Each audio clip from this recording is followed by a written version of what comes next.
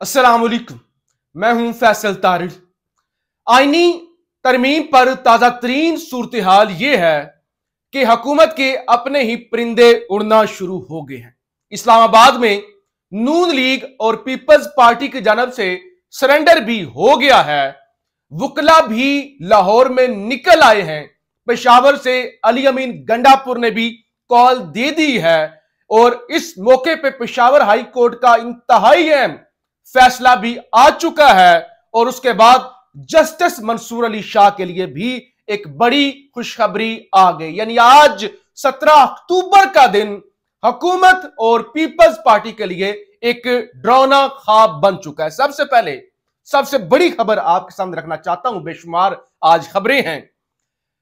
Barrister Gauhar, उनसे आज सहाफियों ने सवाल किया कि आपके बंदे उठाए जा रहे हैं, लोग गायब हो रहे हैं, छापे पड़ रहे हैं, क्या सूरत हाल है? ये तरमीम तो हो जाएगी। अब बैरिस्टर गौहर ने एक लंबी सांस ली, मुस्कुराए और उन्होंने कहा सब्र करें, पिक्चर अभी बाकी है मेरे दोस्त, इतनी जल्दी जो है वो मैच खत्म नहीं होगा। उन्होंने कहा कि 7 हुकूमती एमएनए हमारे पास है, यानी ये अगर हमारे बंदे उठा रहे हैं तो इनके बंदे हमारे पास आ रहे हैं। 7 हुकूमती बंदे, 7 हुकूमती परिंदे हमारे घोंसले में आ गए हैं और उन्होंने कहा मैं दावा करता हूं कि वो हुकूमत को वोट नहीं देंगे। अब ये छोटी खबर नहीं है। एक पार्टी का सरबराह ये बात कर रहा है, कोई टिकटॉकर ये बात नहीं कर रहा, कोई टुच्चा वकील ये बात नहीं कर रहा। पार्टी का सरबराह ये कह रहा है 7 बंदे हमारे साथ राब्ते में हैं हुकूमती। और उसके बाद उमर अयूब साहब जो कि अपोजिशन लीडर हैं, एक बड़े ओहदे पर हैं, उनसे भी यही सवाल किया गया कि गौहर साहब ये कह रहे हैं, दावा कर रहे हैं कि 7 परिंदे हमारे पास आ गए हैं। तो उमर अयूब ने इसका जवाब तो नहीं दिया, लेकिन वो मुस्कुराए, बड़े मानीखेज उनकी मुस्कुराहट थी और उन्होंने कहा आप देखते जाएं, आप बस देखते जाएं आगे आगे होता क्या है। नंबर 1 तो ये चीज हो गई। नंबर 2 सुन लें, ब्रेकिंग न्यूज जो आईनी तरमीम के हवाले से आई है। आज कमेटी का इजलास हुआ है जिसके अंदर पीपल्स पार्टी, JUIF, PTI ने भी शिरकत की और नून लीग ने सब ने शिरकत की। उसके अंदर जो बड़ा ब्रेक थ्रू हुआ है ना कि मुस्लिम लीग नून और पीपल्स पार्टी आईनी अदालतों के कयाम से पीछे हट गए हैं और पीपल्स पार्टी ने जो दिया था मुसवदा, कहा था कि सूबों के अंदर भी आईनी अदालतें होनी चाहिए, उससे भी पीछे हट गए। यानी पीपल्स पार्टी आईनी अदालत से, वफाकी आईनी अदालत से, सूबाई आईनी अदालतों से पीछे हट गई। नून लीग का क्योंकि मौकफ ही था सिर्फ सूबाई, सिर्फ वफाकी आईनी अदालत होनी चाहिए, तो नून लीग आज उससे भी पीछे हट गई है। यानी मौलाना की जो शराइत हैं उन पर इत्तेफाक हो गया है। अब गेम है PTI के हाथ में, क्योंकि आज रात को मौलाना फजल रहमान की PTI के वफ्द के साथ मुलाकात होगी, जहां पे PTI को एतमाद में लिया जाएगा कि ये चीजें हैं, आप बताएं कि अब आगे क्या करना है। नंबर 1 ये चीज हो गई। अब 2 चीजें हैं। एक चीज ये रिपोर्ट हो रही है कि जो पहली सलामी है, जो बड़ा तोहफा दिया गया है जस्टिस मंसूर अली शाह को मौलाना फजल रहमान साहब की जानब से। वैसे तो मौलाना साहब का आजकल छक्के पर छक्का ही मार रहे हैं, तो रिपोर्ट ये हो रहा है, दावा ये सामने आ रहा है कि मौलाना ने एक शर्त रखी है। मौलाना ने यह कहा है कि सबसे पहले आप जस्टिस मंसूर अली शाह का नोटिफिकेशन जारी करें, आईनी तरमीम वाली अगली बात बाद में होगी। यानी पहले आप उनको चीफ जस्टिस बनाएं, उसके बाद जो आप कहते हैं, जो हम कहते हैं, मिलजुल के आगे बढ़ लेते हैं। पहले ये हमारी शर्त माने, इसके बाद हम आगे बढ़ेंगे, वरना फिर ठीक है लगे रहे, 25 अक्टूबर के बाद कर लेंगे, फिर तो वैसे ही नोटिफिकेशन करना पड़ेगा, फिर वो पैनल वाली बात भी नहीं होगी। और हुकूमत का दिल ये है, हुकूमत और एस्टैब्लिशमेंट ये चाहती है कि हम बना देते हैं मंसूर अली शाह को, बना देते हैं, चले बेशक पैनल वाली बात आ जाए उसमें भी हम मंसूर अली शाह ही को बना देंगे, कोई एतराज नहीं है, कोई मसला नहीं है। लेकिन जस्टिस मंसूर अली शाह कुछ यकीन दहानियां करवाएं, कोई रिटन एग्रीमेंट करें हमारे साथ कि इन चीजों पर वो हमें नहीं छेड़ेंगे। यानी हुकूमत से मुराद बड़ा घर, एस्टैब्लिशमेंट, उनको नहीं छेड़ेंगे। जो उनके कंसर्न है उनको उसके हवाले से रिटन गारंटी दे दे तो बना देंगे, कोई मसले वाली बात नहीं है। यानी वो ये चाहते हैं कि तासुर ये चाहे कि वो एस्टैब्लिशमेंट वाले मंसूर अली शाह को बना रहे हैं। मंसूर अली शाह जो है वो बेशक खुद बनते हैं तो बन जाए, लेकिन वहां से अप्रूवल आ रही है और उसके लिए उन्हें कुछ गारंटीज देना होंगी। इस हवाले से काफी मशकूक खबरें। एक तो 2 दिन पहले अंसार अब्बासी साहब ने खबर दी थी और आज असद तूर ने एक दावा किया। वो भी कहते हैं कि कुछ मुलाकातें हुई हैं, कुछ अहम लोगों की, आम बड़े वकला की जस्टिस मंसूर अली शाह से मुबैना तौर पर मुलाकात हुई है और कोई गारंटियां दी गई हैं, जिससे मंसूर अली शाह की जानब से आर्मी चीफ के लिए या डीजी ISI के लिए पैगाम दिया गया है कि मैं आपके रास्ते में नहीं आऊंगा। ये असद तूर दावा कर रहे हैं और 2 दिन पहले इस तरह का दावा अंसार अब्बासी साहब ने भी किया था। तो एक तो ये चीज हो गई। दूसरी जो चीज इस वक्त इस कमेटी से रिपोर्ट हो रही है ना, जो आज कमेटी हुई है जिसका कल दोबारा इजलास बुला लिया गया है, कल दोबारा इजलास होगा, उससे ये खबर आ रही है कि मौलाना की शर्त ये तो मान ली गई है कि वो कमेटी वो जो है आईनी अदालत वाले मामले से पीछे हट जाते हैं, लेकिन जहां तक बात है ना जैसे मंसूर अली शाह की नोटिफिकेशन वाली, वो बात नहीं मानी जा रही और कहा यह जा रहा है कि आप पैनल वाली बात पे आए। हमने आपकी आधी बात मानी है ना, एक बात मानी है ना, अब आप हमारी बात पर आए और 5 का पैनल या 3 का पैनल उस पर आए जस्टिस मंसूर अली शाह को आप भूल जाए। तो ये सब कुछ हो रहा है, सरेंडर हो रहे हैं, छोटे मोटे पेशरफ्त हो रही है। अब इस सारी सूरत हाल में पेशावर हाई कोर्ट का एक फैसला भी सुन लें। पेशावर हाई कोर्ट ने NA 4 सवा से MNA सुहेल सुल्तान की नाअहली के लिए कार्रवाई को मुअत्तल कर दिया है। इलेक्शन कमीशन को नोटिस जारी करके 7 नवंबर तक जवाब तलब कर लिया है।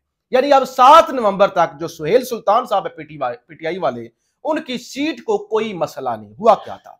हुआ यह था कि इनके खिलाफ एक दरखास्त निजी, वो एक आम शहरी की जानब से आई थी कि ये जी पहले डिप्टी अटॉर्नी जनरल थे, सरकारी ओहदे पर थे, बाद में ये MNA कैसे बन गए।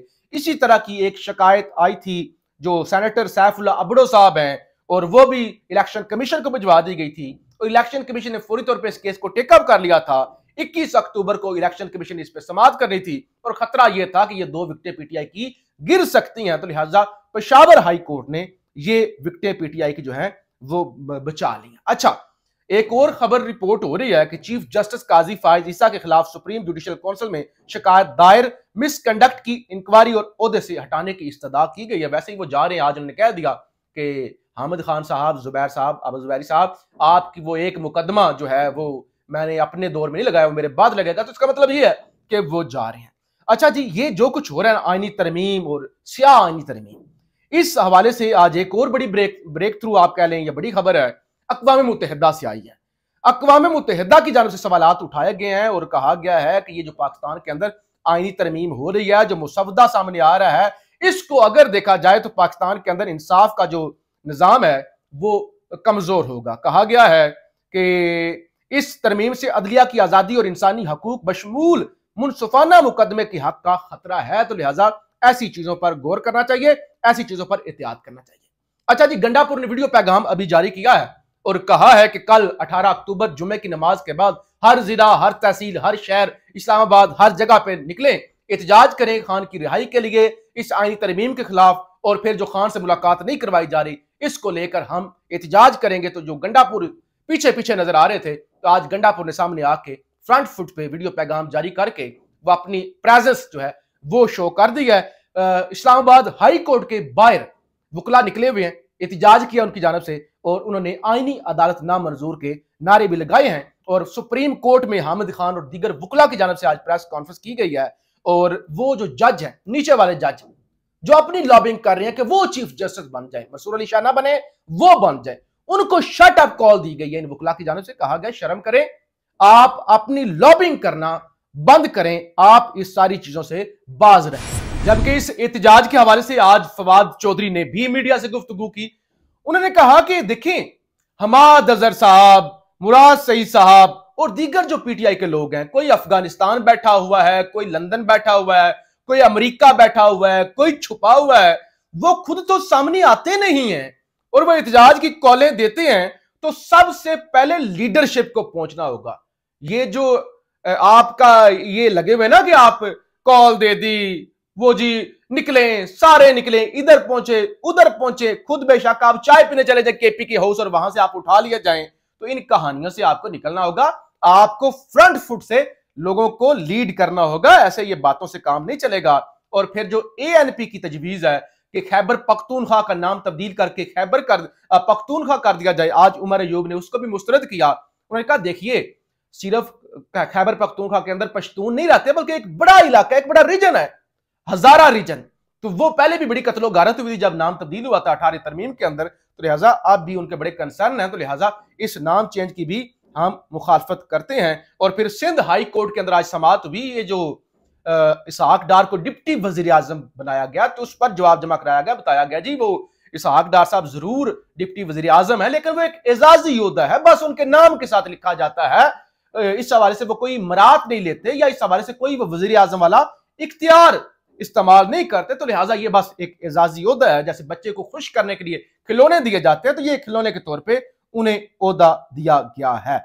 और इसके अलावा अब बताया ये जा रहा है कि हुकूमत जो सोच विचार कर रही है, सरेंडर तो इसीलिए हो रहा है कि स्ट्रेंथ नहीं है और अपने लोग भी जा रहे हैं। तो सबसे पहले जो चीज है कि मेक श्योर किया जाए कि 2/3 मेजोरिटी पूरी हो, यानी आपके सेनेट के अंदर भी पूरे हो बंदे, जैसे भी करें बंदे पूरे हो, गारंटी हो, श्योरिटी हो, ऐसे ना तमाशा लगा दें। और कौमी असेंबली के अंदर भी नंबर पूरे हो, उसके बाद ही कोई एडवेंचर किया जाए। उसके बगैर अब कोई भी तजर्बा नहीं किया जाएगा और आगे बिल्कुल नहीं बढ़ा जाएगा। और फिर जो मौलाना फजल रहमान की एक अहम तरीन तजवीज है कि आर्मी चीफ की एक्सटेंशन तैनाती के हवाले से मामला वजीर आजम के पास नहीं बल्कि पार्लिमानी कमेटी के पास होना चाहिए, तो इसकी पीपल्स पार्टी मुखालफत कर रही है। वो कहते हैं कि नहीं जी, वो एक आर्मी चीफ समेत तमाम इंतजामी ओहदे जो है वो वजीर आजम का ही इस्तेकाक है, उन्हीं के पास होना चाहिए, तो लिहाजा कमेटी के पास नहीं होना चाहिए, वजीर आजम ही इसके जवाबदेह होते हैं। तो लिहाजा इसकी हम जो है वो मुखालफत करते हैं। जबकि वकला की जानब से आज जो खास तौर पर लाहौर हाई कोर्ट बार के सदर हैं असद मंजूर भट्ट साहब, उनकी जानब से बड़ा वाज़ा कह दिया कि हम जब सड़कों पर आएंगे ना, अभी तो हम एहतजाज आज भी कर रहे हैं ना, निकले हुए हैं, कन्वेंशन भी मुल्क भर में कर रहे हैं, लेकिन जब अगर कोई वारदात आपने डाली ना और उस वक्त हम निकले तो फिर ये पूरा निजाम हिल जाएगा, ये निजाम चल नहीं सकेगा। अगर आपको लगता है ना कि आप चला लेंगे, तो बहरहाल अभी तक जो है वो हुकूमत के हाथ में कुछ नहीं है, बल्कि हुकूमत को बड़ी तेजी के साथ झटके लगते जा रहे हैं। शाम 7 बजे, आज शाम 7 बजे मौलाना फजल रहमान और पीटीआई की मीटिंग फिक्स हो गई है। उस मीटिंग के बाद सूरत हाल बड़ी वाज़ेह हो जाएगी। पाकिस्तान जिंदाबाद।